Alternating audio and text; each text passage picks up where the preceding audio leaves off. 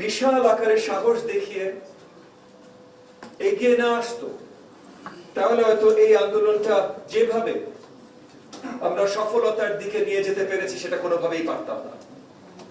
সেই জায়গা থেকে তখন মানে গত জুলাই মাসের আন্দোলনের সময় পুনাপ ছিল না, পুশআপ ছিল না, জামাত ছিল না, বিএনপি ছিল না, এনডিএম ছিল না, আমাদের সবার একটা পরিচয় ছিল, আমরা সুন্দর বাংলাদেশ চাই, আমরা স্বৈরাচার মুক্ত বাংলাদেশ চাই, আমরা ফ্যাসিবাদ মুক্ত বাংলাদেশ চাই।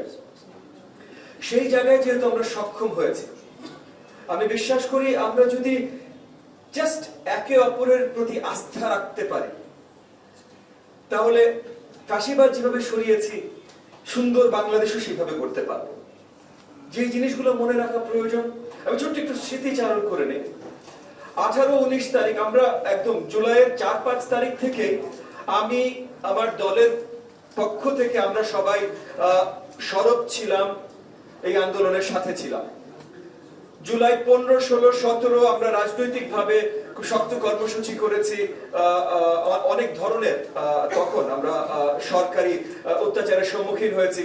কিন্তু জুলাই 28, 18 আর 19 তারিখ আমি প্রাইভেট বিশ্ববিদ্যালয়ের ছাত্রছাত্রীদের সাথে ছিলাম, এবং সেই জায়গায় আমি পরিষ্কার এর আগেও 2018 সালে দেখেছি, 2015 সালে দেখেছি, কিন্তু এগেন 2024 সালের 18 এবং 19 জুলাই আমি দেখেছি যে প্রাইভেট বিশ্ববিদ্যালয়ের তরুণরা তারা রেগুলার পলিটিক্যাল অ্যাক্টিভিজমে হয়তো খুব বেশি সংযুক্ত হয় না, কিন্তু দেশের জাতির যখনই তারা প্রয়োজন দেখে তখন তারা ঘরে বসে থাকে না। অন্যরা কে কতখানি এগিয়ে গেল, কে কি করলো সেটা না দেখে, সেটার বাদ বিচার না করে, তারা সবচাইতে বেশি সাহস নিয়ে তারা রাজপথে নেমে যায়।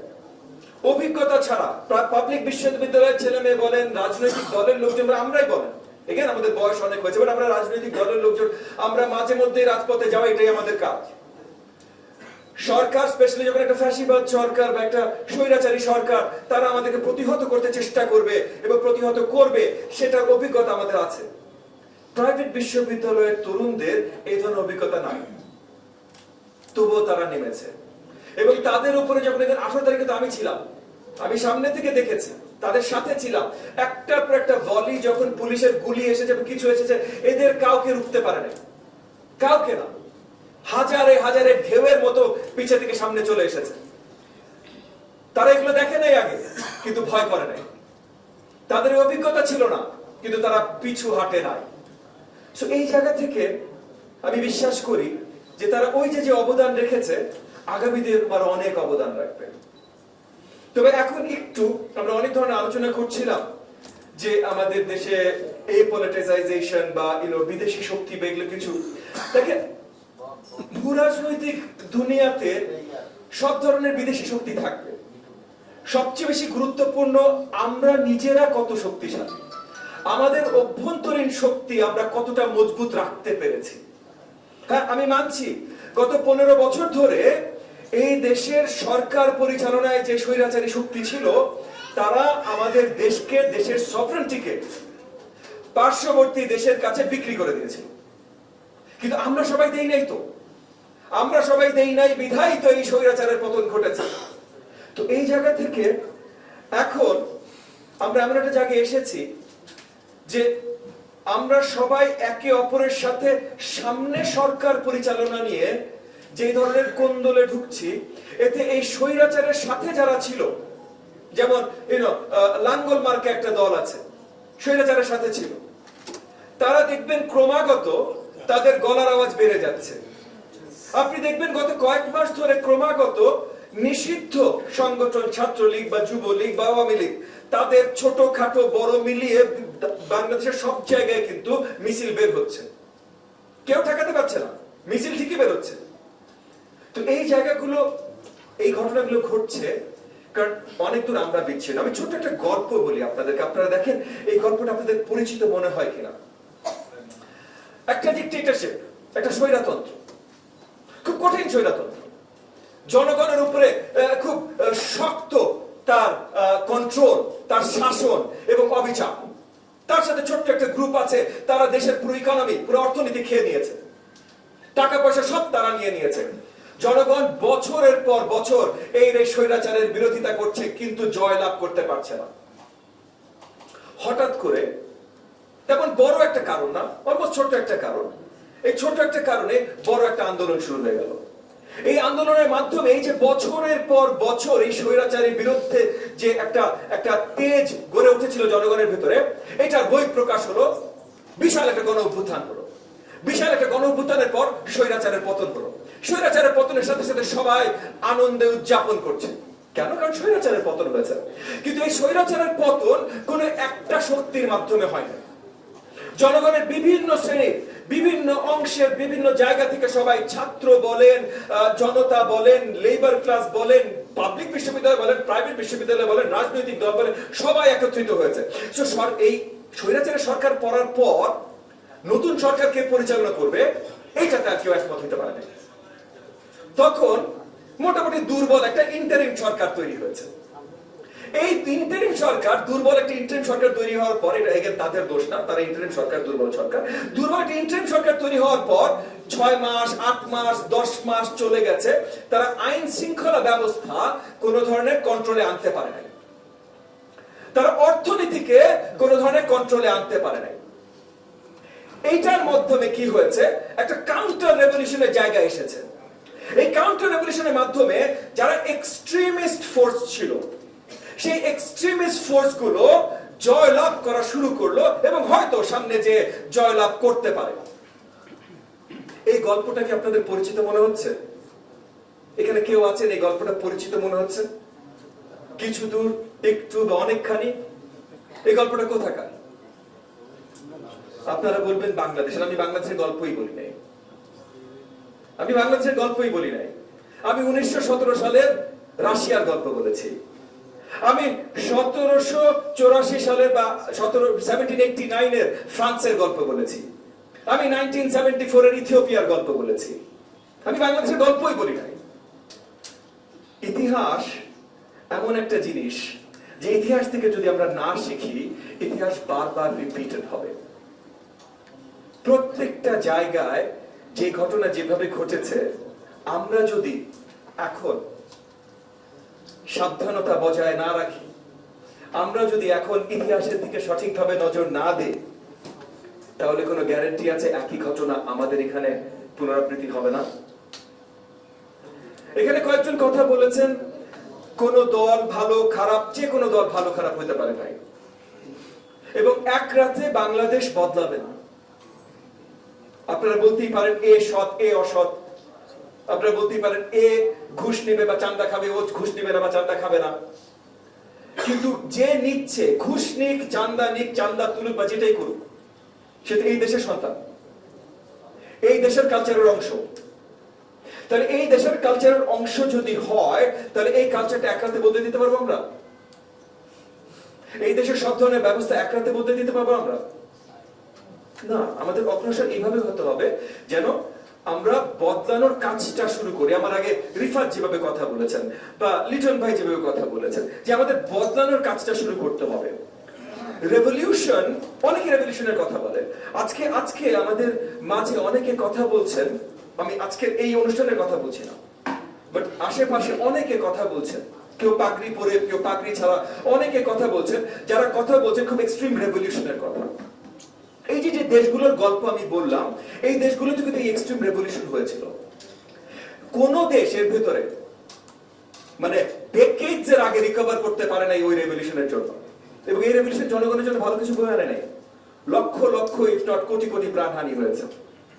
আমরা এমন একটা জায়গায় আছি যে আমরা বিশাল এক স্বৈরাচারের পতন ঘটিয়েছি, এবং এখন জনগণের কাছে আমরা যেতে পারি যে জনগণের কি পছন্দ। আরেকজন আমার পাশে বসেছিলেন, হাদি, বলেছিলেন যে জনগণের কাছে যদি যান, কেউ যদি বেশি জনগণ বিরোধ কাজ করে, চাঁদা তুলছে বা তাদের লোকজন খুন খারাপি করছে, জনগণ তাকে ভোট দিবে না তো ভাই, জনগণ দিবে না তাকে ভোট, তার শিক্ষা ওখানেই হয়ে যাবে।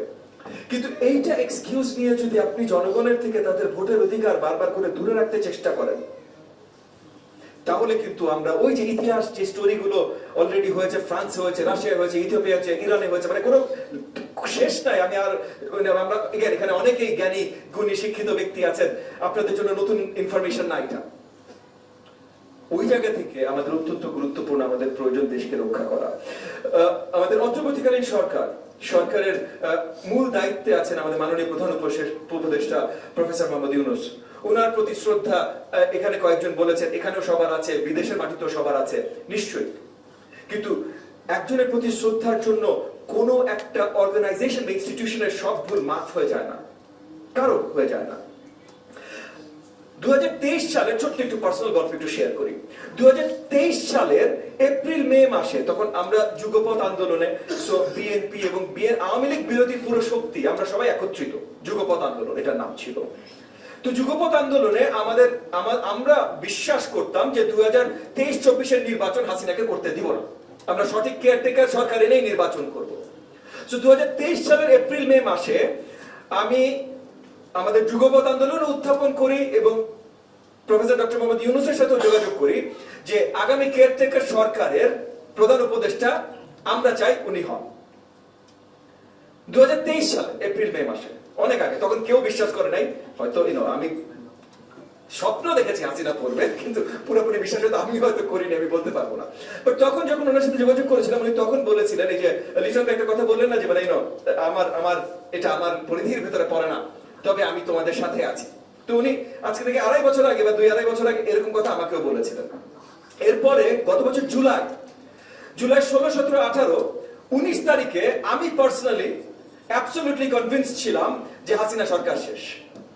জুলাই 19 তারিখে আমি লুকিয়ে লুকিয়ে কয়েকজনের মাধ্যমে চেষ্টা করি আবার প্রফেসর ডক্টর মোহাম্মদ ইউনূসের সাথে যোগাযোগ করতেছি, এইবার হাসিনা পড়বে, ডিসেম্বরে এর আগের বার আপনি নেন নাই, এইবার আপনাকে নিতে হবে। এই মেসেজটার পর ওনার সাথে আমার যোগাযোগ হয়নি, পরে অগাস্টে যেয়ে তারপর কথা হয়েছে, কিন্তু এই মেসেজটা দিয়ে তারপর আমি বেরিয়েছিলাম। তো ওই জায়গা থেকে আমি বলি যে এই অন্তর্বর্তীকালীন সরকার এবং এই অন্তর্বর্তীকালীন সরকারের দায়িত্বে অ্যাটলিস্ট প্রধান উপদেষ্টা মহোদয়, তার প্রতি আমার কতখানি আস্থা সেটা পরিষ্কার করার জন্য যে পার্সোনাল স্টোরিগুলো শেয়ার করলাম। কিন্তু তাই বলে অন্তর্বর্তীকালীন সরকারের উপরে আমার অনেক আস্থা আছে, এটা সত্যি না। অন্তর্বর্তীকালীন সরকার এই পর্যন্ত বড় দাগে তেমন কিছুই করতে পারে না, আইন শৃঙ্খলা বাহিনীকে কোনো বড় জায়গায় আনতে পারে। আজকে এখানে অনেকে কথা বলেছেন এই যে কমিউনিটি পুলিশ, এই কমিউনিটি পুলিশিং নিয়ে অনেকগুলো রাজনৈতিক দল, আমার দল শুদ্ধ, অনেকগুলো রাজনৈতিক দল অগাস্টের মাঝামাঝি ইন্টারিম গভর্নমেন্টকে আমরা আবেদন জানাই কমিউনিটি পুলিশের। এবং আমরা জানি বাইরে থেকেও বোধহয় অনেক সুশীল সমাজের অনেক বুদ্ধিজীবীরা, আমি জানি আজকে বুদ্ধিজীবীদের অলরেডি অনেক ইসে করা হয়েছে, ব্যাশ করা হয়েছে, বাট অনেক বুদ্ধিজীবীরা এই ধরনের আইডিয়া দিয়েছেন। অন্তর্বর্তীকালীন সরকার এগুলো আমলে নেয় না। আজকে আপনি যদি সেফ ফিল না করেন, আজকে এমন যদি মনে করেন যে আইন শৃঙ্খলা বাহিনী পুরো অধঃপতন হয়েছে, আজকে ইমার্জেন্সি আনতে হবে দেশ বাঁচানোর জন্য, তাহলে এটার জন্য দায়ী কে? প্রথমত আরেকটা জিনিস ক্লিয়ার করি, ইমার্জেন্সি বাংলাদেশে দরকার নাই। ইমার্জেন্সি যদি বাংলাদেশের মাটিতে দরকার হইতো তাহলে 5, 6, 7, 8 দরকার হইতো, 5, 6, 7, 8 অগাস্টে দরকার হইতো। বাংলাদেশের জনগণ ওই রকম বিশ্বাসী, দেশকে এতখানি ভালোবাসে, জাতিকে এতখানি ভালোবাসে যে ওই সময় যখন ল এন্ড অর্ডার বলতে কিছু ছিল না, তখন ইমার্জেন্সি প্রয়োজন হয় নাই। সবাই নিজেরা কমিউনিটি পুলিশিং করেছে, সরকার ছিল না, কিন্তু দেশ ঠিক ছিল। আজকে সরকার থাকার পর সরকারের উপরে আস্থা আছে বলে আমরা নিজেরা কমিউনিটি পুলিশকে নেমে যাচ্ছি না। প্রত্যেকটা এলাকায় এখন নতুন করে গেট লাগানো হচ্ছে, এই লাগানো হচ্ছে। কেন? তাইলে ইন্টারিম সরকারের যে দায়িত্ব, তারা যদি সেটা পূরণ করতে না পারে, তাহলে নির্বাচনে তাড়াতাড়ি যাওয়াটা আমি বিশ্বাস করি আমাদের একমাত্র সলিউশন। নির্বাচন গেলে সবচেয়ে ভালো সরকার চলে আসবে এটা না ভাই, কিন্তু সরকার আসবে, এবং এই সরকার রীতিমতো অনেকদিন চলে গেছে। আপনারা কাকে পছন্দ করবেন, জনগণ সেটা নির্ণয় করার জায়গায় মোটামুটি চলে আসছে। এবং এই জায়গা থেকে যদি কোনো দল ভালো বা মন্দ মনে হয়, আমি পুনবের প্রতি আহ্বান জানাই, আপনাদের সোশ্যাল ইনফ্লুয়েন্স অনেক আছে, স্পেশালি তরুণদের ভেতরে। আপনাদের জায়গা থেকে আপনারা তরুণদের ইনফ্লুয়েন্স করেন, আপনারা কাকে ভালো মনে করেন, কোন জিনিসটা ভালো মনে করেন। পুনব আমি বিশ্বাস করি চেষ্টা করবে, এবং আমি আশা রাখি তারা পারবে বড়ভাবে ইনফ্লুয়েন্স করতে বাংলাদেশের তরুণ সমাজকে। তারুণ্যের দেশ বাংলাদেশ, এখনো 50% বাংলাদেশের ভোটাররা বিলো 35, 50%, এটা একটা বিশাল ব্যাপার। সো আপনারা যেই দিকে দেশকে প্রবাহিত করতে চাইবেন, দেশ সেই দিকেই যাবে। আমি এই কথা বলে আমার বক্তব্য শেষ করছি। আপনাদের সকলকে অসংখ্য ধন্যবাদ।